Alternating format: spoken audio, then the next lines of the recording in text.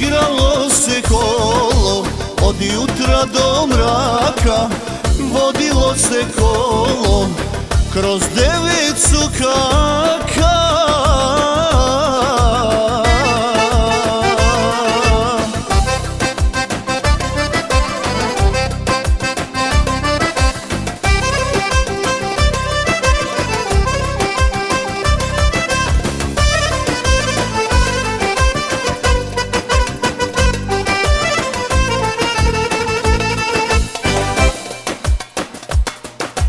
I otac i majka suze nisu skrili, za sokola svoga mladu isprosili.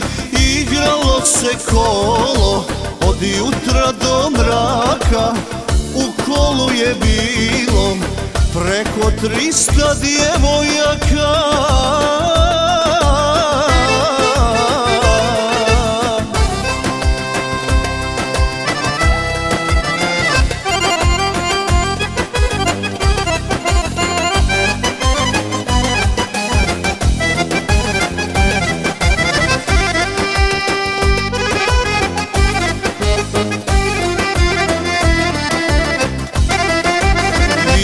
Burme zlatne kumovi kupili, mladencima lijepim ruke pozlatili.